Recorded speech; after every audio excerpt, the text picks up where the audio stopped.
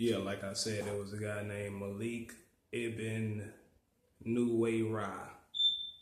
He was somebody that Muhammad had converted before he died, because he was supposed to have been impressed with him. This is the Wikipedia portion. But Muhammad made him in a mill somewhere at a place called Butai.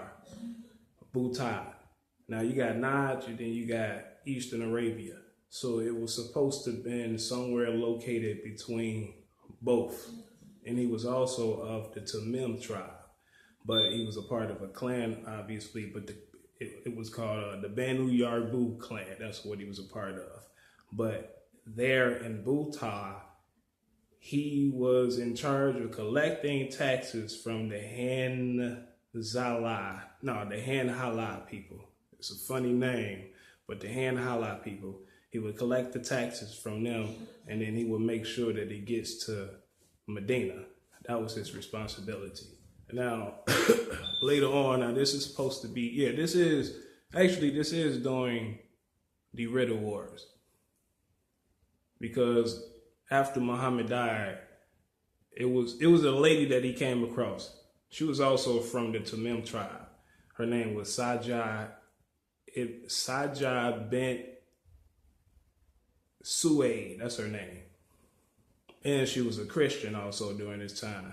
But she heard about, but she was also inspired from the fact that the guy Musaylima ibn Habib, who I did a chapter blog about already, him and Najd, actually, and Jaf al-Yamama, him who declared himself to be a prophet, as well as Tulayha ibn Kuwaylid.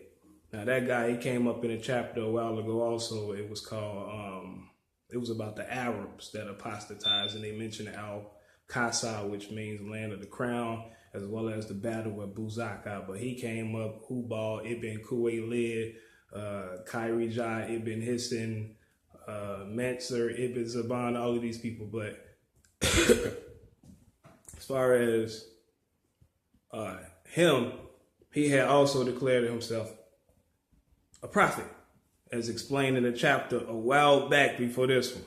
So she got inspired by both of them, and she declared herself a prophetess. Now the thing is, as far as Malik, he was still Islamic.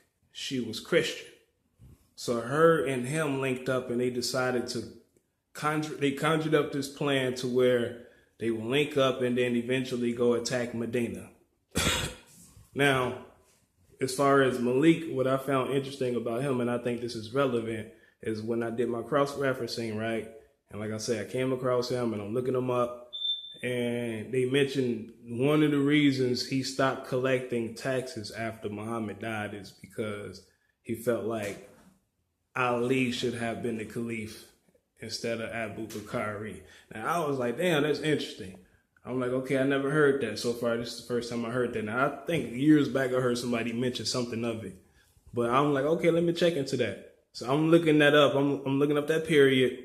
And Muhammad had gave a speech, and it was his last speech. And he was saying, like, most of the prophets don't live, I think he said half his age or something like that. In other words, he was saying he was finna die. So he was saying, like, the next guy that comes in command after him, respect him as well. But I noticed like they highlighted kind of basically the name Ali. I'm like, I'm pretty sure he didn't literally mention that fucking name. So I'm like, okay, let me check into this debate about this Sunni and Shia debate about this. So I'm looking it up, and the word that really was used is Mawla, Mawla. Now,